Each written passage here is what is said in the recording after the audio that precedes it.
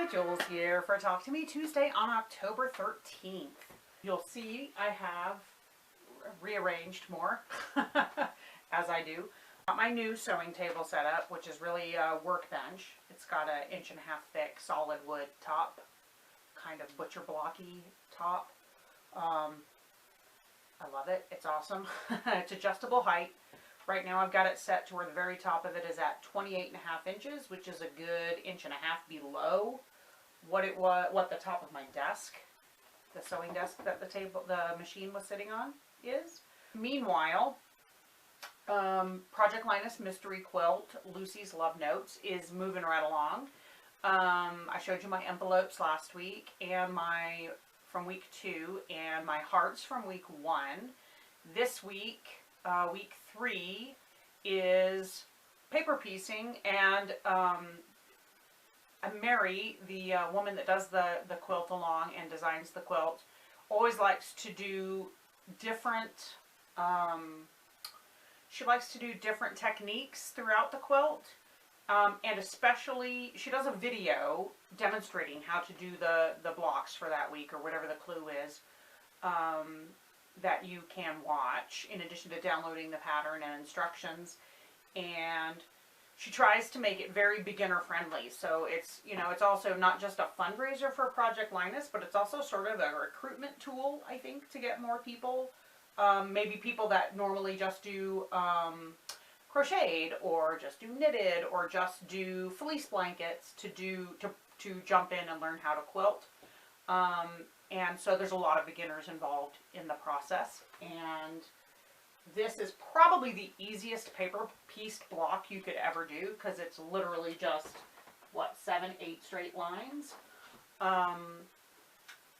And all you need to do to get a perfect block is basically make your strips slightly wider than the piece of paper itself, and you're good to go, because then you just trim it up to size.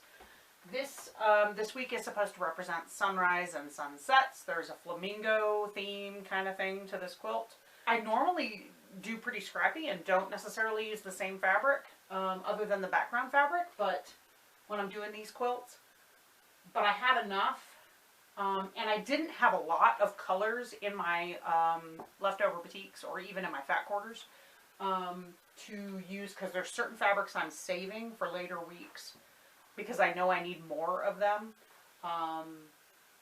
So this was the most sunset-y colors I could find that I had enough of. And so I tried to just use them up. And in some of the blocks, you'll see the same fabric in every single block, such as this orange and this orange. But then in the yellow, for instance, I had enough of the fabric I wanted to use for half of the blocks, because I needed to do 8. And so I just dug through my stash of non-batiks and found a tonal yellow that was the same value, and went with that. And honestly, if you're standing back, you can't even tell which one is which. So I think I did a good job matching the value. The blues are a little different. I did have to mix it up a little bit on the blues, which is funny because that's like probably the color that I have the most of. At least purple, probably, really. But purple, blue, and green are the ones that I have the largest fabric bins in, but I don't have a ton of batiks except purple. Because I did an all purple batik X-Files quilt, so I have a bunch of that left. I did have some blue for that quilt. This is the last bit of that, so I managed to get 4 blocks out of that, and then I had to just scrounge for more blue. And I didn't even get the same value there, but that's okay.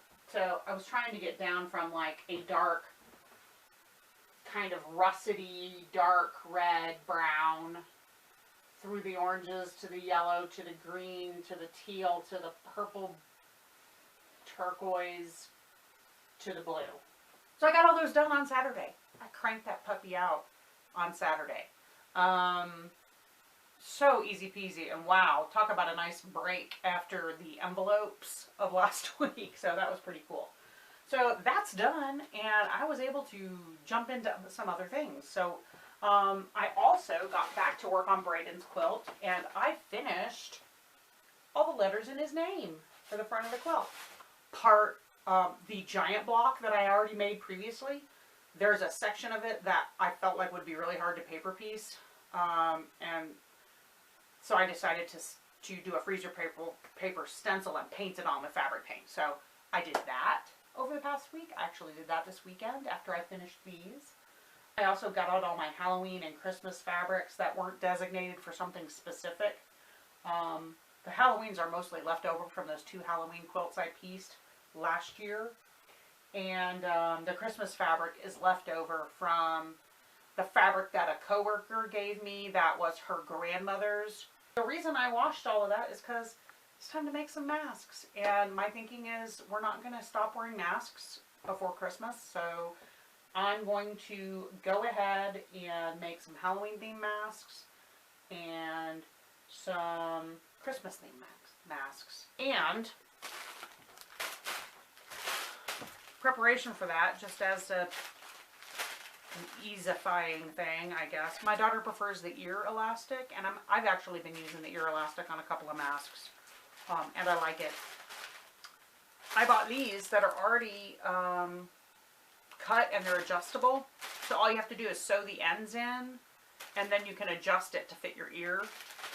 And they're in all different colors. I got these on Amazon, so I got black and white, and it's sort of a weird stretchy jersey knit kind of fabric.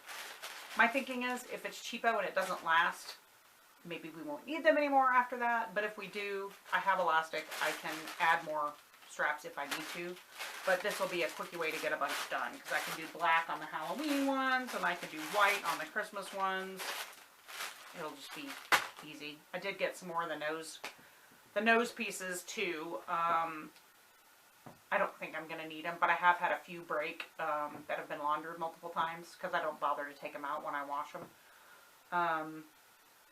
And this was a kit that came together with these and the nose pieces, so I just bought them all at the same time. I'm on vacation this week, which is pretty exciting. Although this morning, 2 hours of it went with me sitting in the dentist chair, getting my old crown taken off and everything all cleaned up and ready for the new crown, and the temporary filling out after all that dental work I had done a month or so ago. And the dentist now has in-house, she can make your crown while you wait, which is pretty freaking cool. It's kind of a 3D printer kind of technology where she takes a digital camera scanner thing and sticks it in there, and they measure everything. They take your impression, and yeah, so 2 hours, but one visit, and I'm done, which is pretty cool. Yesterday, I worked in here, emptied all the drawers out of the sewing desk so that I can move it out of here, and I'm going to move it to my home office. It's nice to have time off. I mean, I've been working from home, so I can get things done, like if on my lunch break or whatever, more easily than I would normally. But knowing that I don't have to check my work email and no one's calling me asking me for things, it's already been really nice. So I got some embroidery done yesterday. Like, I worked until I was worn out rearranging and stuff in here, and then the last couple hours before my husband came home from work, I just put my feet up and sat and did some hand embroidery, and it was really nice. I think that's it for me, so I will talk to you guys next week. I look forward to watching your videos, and I hope you get to stay crafty this week. Bye!